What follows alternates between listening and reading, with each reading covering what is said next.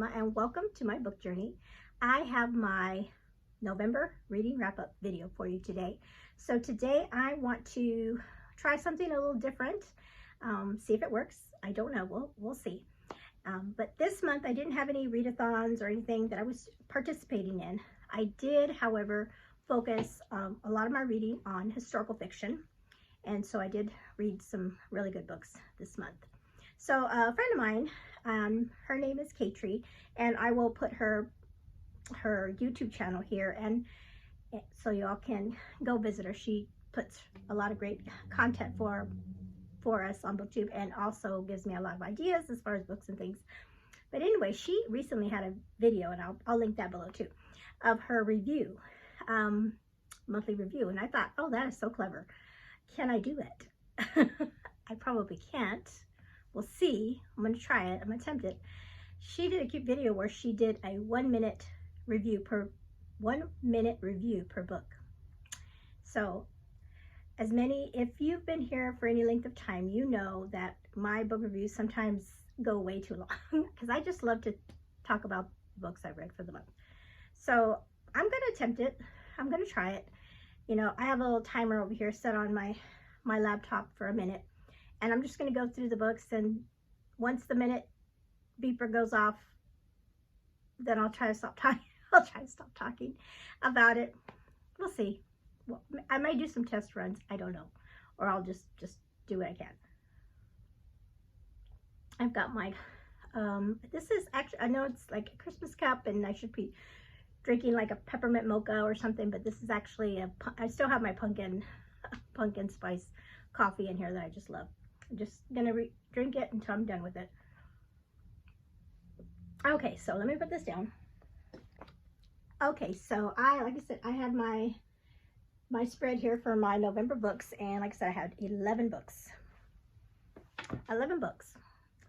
Okay, so the first book I'm going to talk about, I hope I can get it in a minute because this was so good. So, okay, so I was just going on and on and on about this book. And I was thinking, hey, this isn't this bad because, you know, I'm saying a lot. The minute is going. I was like, boy, I have a lot of time. A minute's a long time. And I kept going and going. I'm like, oh, wait a minute, this is long. And I look over, and I never pushed start. So let's try that again. But now I kind of know what I want to say. So is that cheating? Because I I hit the reset button, but I didn't hit start. Okay, so okay, now it's fine. All right, my first book that I read this month was Through Each Tomorrow, and this is by Gabriel Mile, book 6. And like, I want to talk fast now. So book 6 in the Timeless series, we have a male protagonist, and that was my favorite part of the book because it was a male perspective that was a time crosser. And so because he's a male protagonist, he has to make different decisions, I think, compared to the other women that have to choose in these books. They have to choose between 1 or 2 lifetimes because they live 2 lifetimes. And as a man, he has to make a decision regarding 2 households. And in this case, in this story, he was like head of household in both of his 2 timelines. So he had a big responsibility on his shoulders. And so some of the book, he can seem kind of tough or rough on people, but I think it was because he had so much pressure on himself that he had uh-oh, there's a timer. Okay, so that was that was a minute. I think that was okay. So overall, this is over. I gave it a 5 stars. Great book. Okay, that was pretty good. I think I could do it. So, let's see. Okay, so let me reset it. Reset. Okay, reset it. And now I'll do book 2. Okay. This will be an easy one. Okay, so my second book was a reread for me. It was Dear Henry, Love Edith, and I'll put the picture up here because I don't own it. This one was, like I said, it's a reread, and this one I listened to it on audio this time. And I will say that the audio was not good compared to when I read it the first time. And it was maybe because it was just only a male narrator, and so he was, when he did the female parts and he tried to speak like a woman, it was weird. So it was like I couldn't get into it as much. I still love the story. You know, there were some funny parts, but I think I definitely enjoyed my reading of that. And this is just a rom-com about a woman, a male and a woman, like not miscommunication, but they think they don't know who each other are when they're writing back and forth to each other, and it's just a funny romance that I read, I think, a couple years ago. Nope, there it goes. So there's that one. Okay, so now we're on here to book 3. So let me go ahead and start my little timer. Okay, so book number 3 was The Dutch House, and I will say I really love this book. I was telling my husband about it, and he was like, "That's a terrible story. That's an awful story." So the reason I really loved it is because I listened to this one and read it, but mostly I listened to it on audio because it had Tom Hanks as the narrator, and he did an awesome job. It was just, you know, because he's Tom Hanks, right? So the story is a family story that deals with two adult children, brother and sister, that they're very close. There was a really nice brother and sister story, but dealing with trauma, family trauma in their lives, with a kind of like a distant father figure, and then a mother that left them when they were little, just left, kind of, and the dad had to raise them, and then he ended up remarrying, and they had like a terrible stepmother, evil stepmother kind of situation. But mostly it was the brother and sister as adults.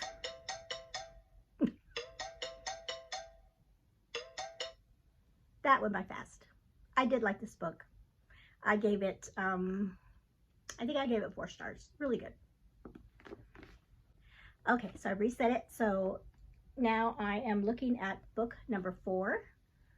Let me go ahead and start it.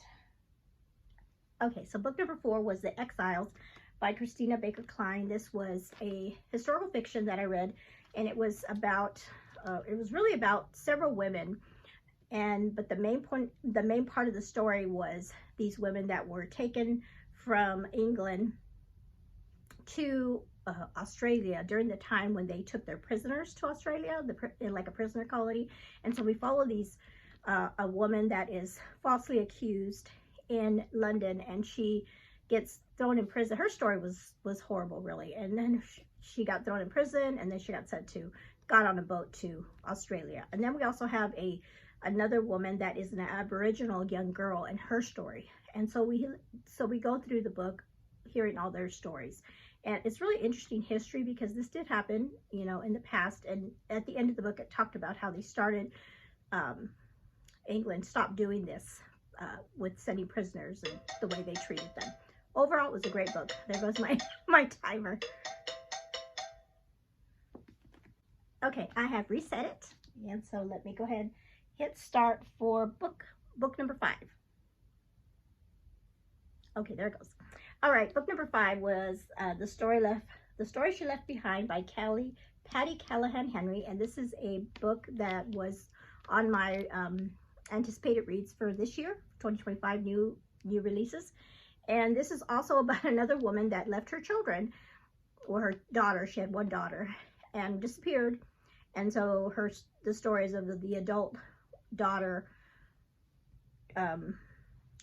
As an adult, she finds out some new information about her mother that has, you know, surfaced, and then her investigating that, and it leads her, she's in the United States, it leads her to go to London. And then also has the story of the London smog, the Great London Smog that happened in the 1950s time, and I had never heard of it. And so when they were talking about it, I looked it up. Like, I wonder if this really happened, and it did. And there was a lot of people that died. I think it was like 4,000 people that died. Oh, that 1 minute went by really quick. I did enjoy this book. That's so funny. Okay, now we're up to book 6, and a minute is not a lot of time for these historical fiction books. Okay, so let me go ahead and start it. Okay, so the next book I finished was The Enemy's Daughter, and this is by Anne Blackman, and she wrote the book that I read called The Blackbird Girls. And this one is about a young girl that is, her and her father are on the Lusitania, and that's why I picked up the book. And this was a read aloud that I had with my daughter and I. So she didn't really enjoy the book very much because she thought the book would take place more on the Lusitania, but it was in the beginning, but the most of the part was this girl afterwards, because she was, and this was during World War I, and so her and her father were Germans living in America that were going back to Germany. And so Germans at that time, you know, were thought of as, you know, the bad guys, of course. And so they were traveling with false papers so nobody would know they were German. So when the ship went down, she was in Ireland, I believe, where they found them. Okay, so I am going to go over on this one just because I do want to say at the very end, the way it ended, my daughter and I both said, what? There was no closure in this book. I thought and I was waiting for an epilogue to say what happened. We didn't get that. So it was a very abrupt ending, and we didn't find out what happened. It's like we didn't find out what happened. After all this time reading this book, there was no, yeah. So we didn't like that. Okay, I have reset my thing, and now I am on book number 7. Okay, book number 7 was a ebook that I read called Just Don't Fall. Love the cover. And this is a romance between a hockey romance book, and it was so good. I really love this book. Emma St. Clair is our author, and so this is part of a series. And I actually read, like, would what be considered book 1? So I recognized some of the hockey players. But so we have it's a what's the trope? Like somebody that the girl was in love with her brother's best friend when they were kids, and then he left, and then he comes back, and he's like a famous hockey player, NHL player. And so he is, and they had, you could tell they had something, they both like each other now after many years, and that whole romance, and fake dating is part of it too. But it was just a nice autumn kind of fall book. I just had a lot of fun with that one. Yeah, I made that one. So that's what I love.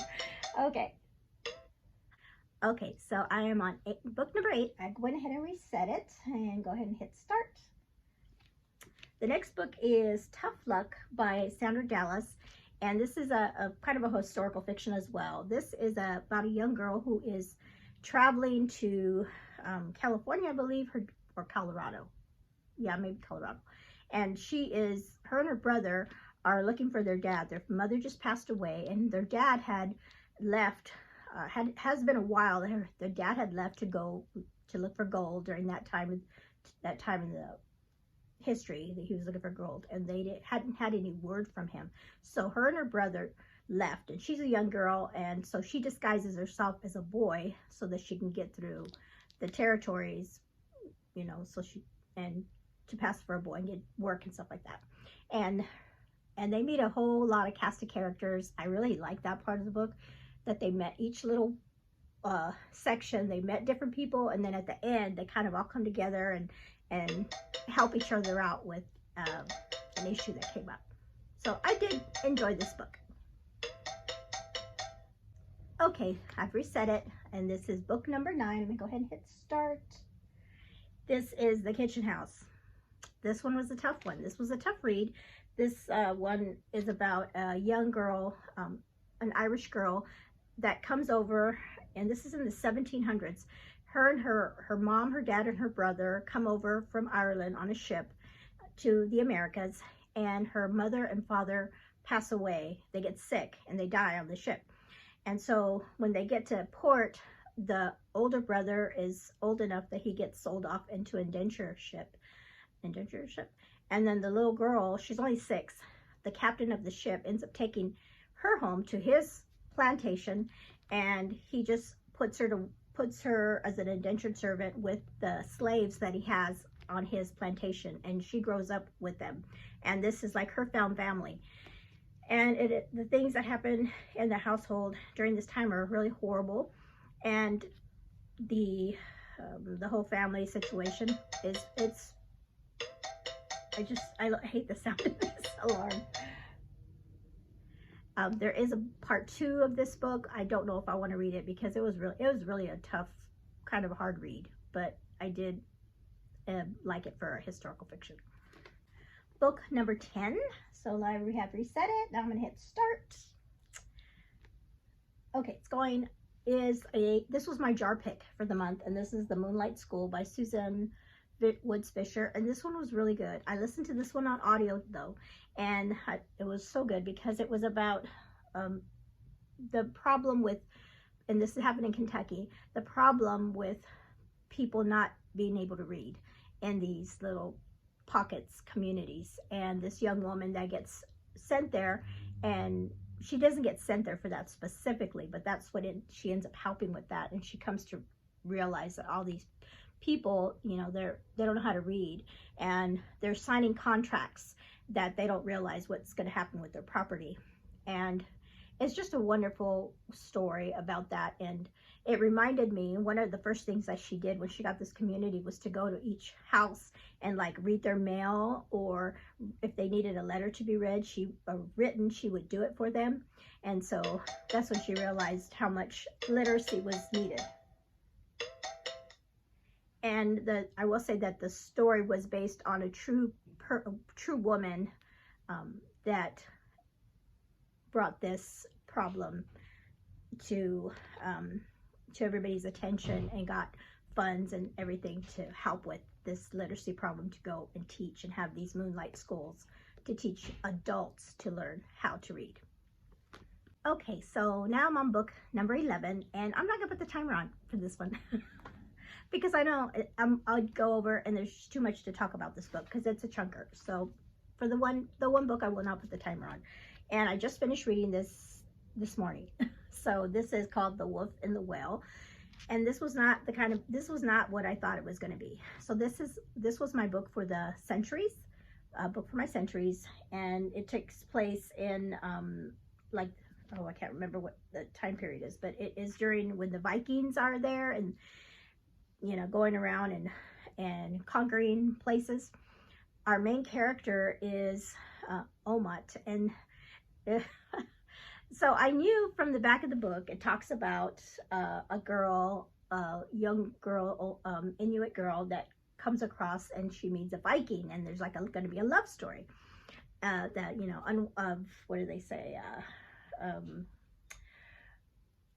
What does it say? Oh, a love story between these two cultures.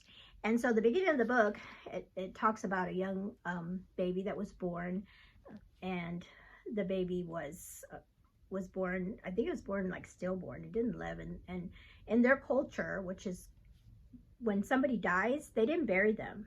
They would just take them out into the wilderness, and then the birds would come and take their spirits away. And that's what they would do. They wouldn't bury their family members. They would just leave them out there. So that's what they did with the baby. In this book, I will say it takes place up where like Greenland and Newfoundland, up there.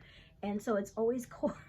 This book made me, when I was reading it, I was like, I'm freezing because of the way that it's described. She does a great, so it's definitely a winter read. If you want to read a winter book, this is definitely one for you.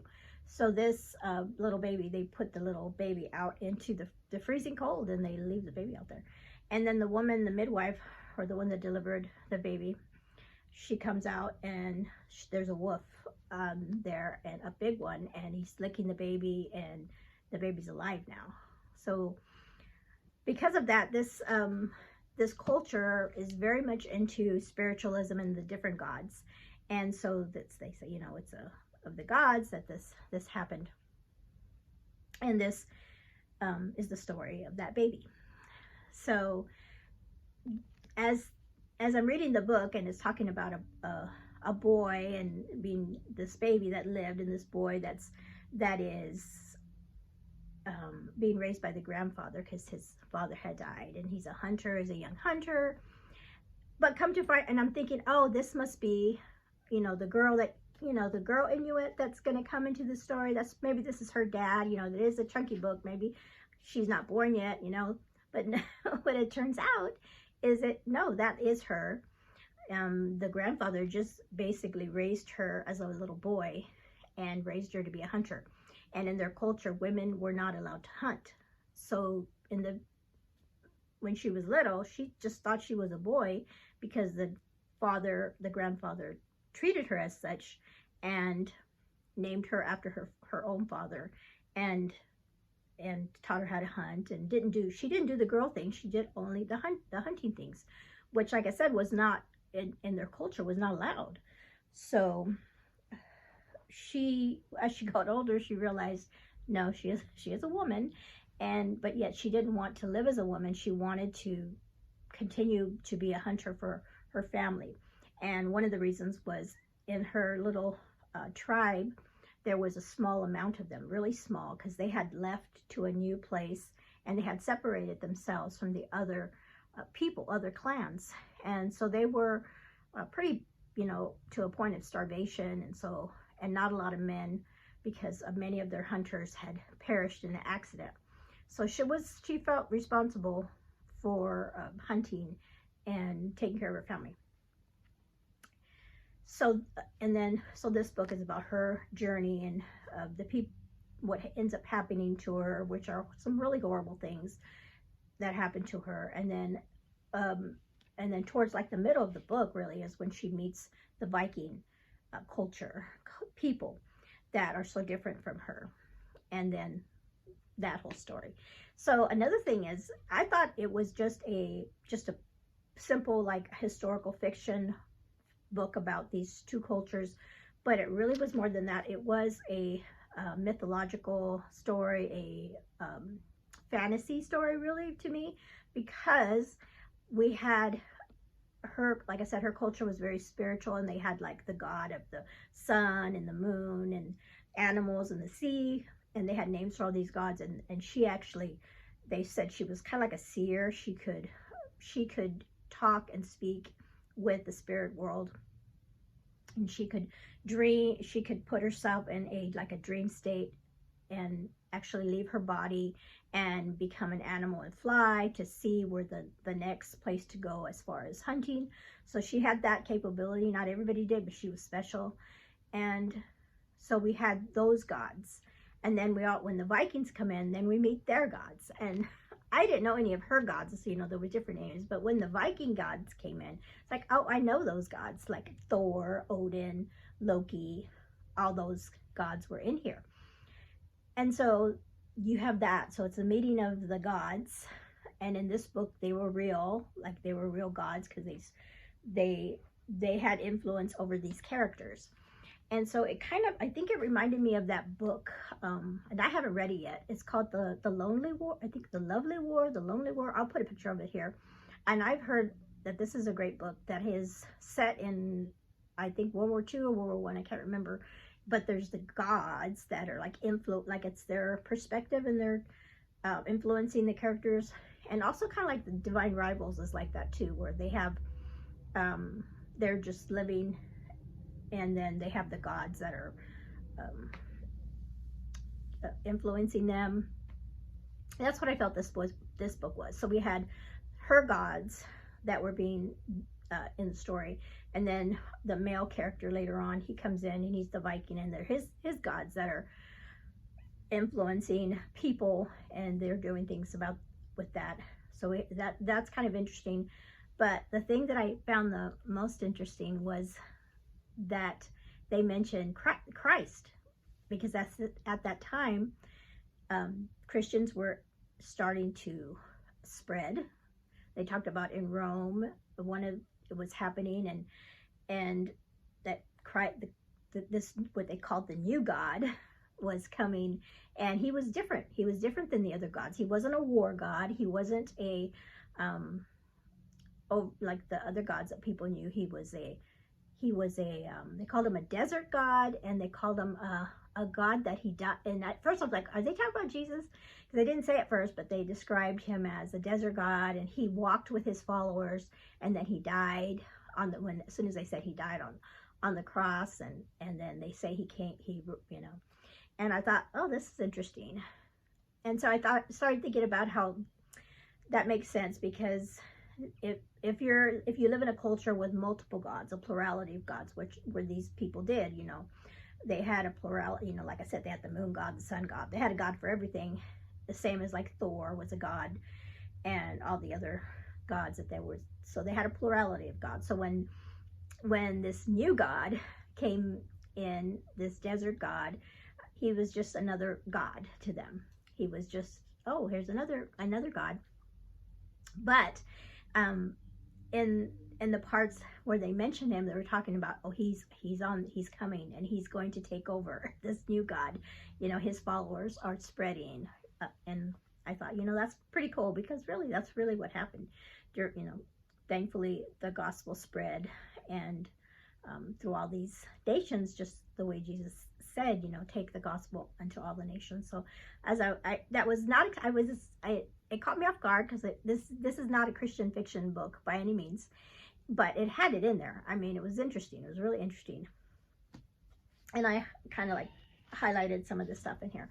This book was, and I will say that kind of in the beginning, I thought, oh my goodness, is this going to be a book I'm going to DNF because of some of the content that was happening? And it is some hard content, some very hard content, as far as there's violence in here, violence against women and our main character, unfortunately, and then other things. But she talks about it, but even though, like, the character, when she talks about it, she's like, I'm not going to say anything more because I don't want to talk about it, but you know what happened. She tells you enough to know what happened to her and how she deals with it. And that's a big part of the story as well.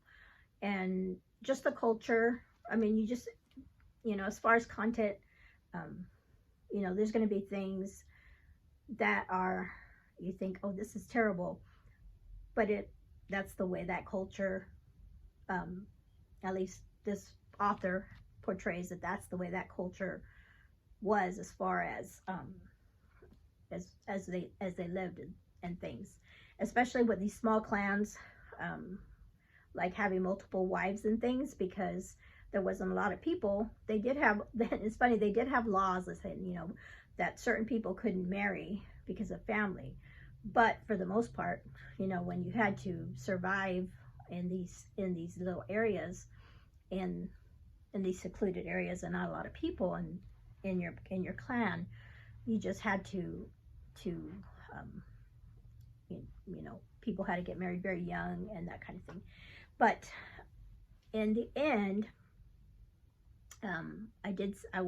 maybe I'll spoil this, but I liked the happy ending. I got my happy ending. I didn't think I was going to get a happy ending with the way the story was going, but I did get a happy ending. I did enjoy the parts where they talked about the Christ and what his followers were doing, and how that was going to affect the world, their known world at the time.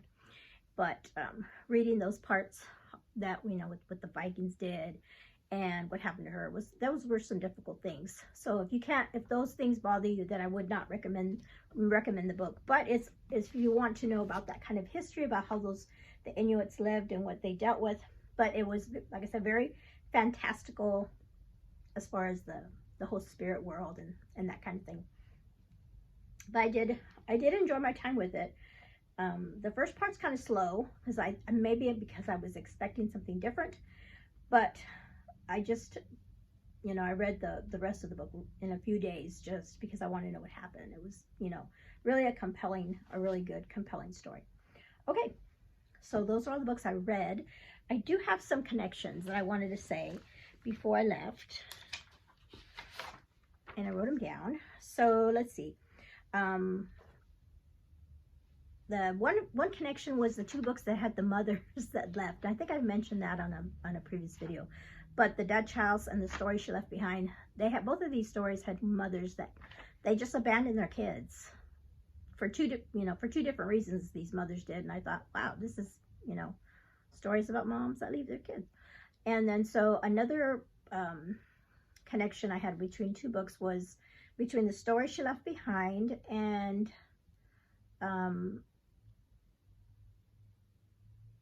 the book, the first book I read, through the Timeless book.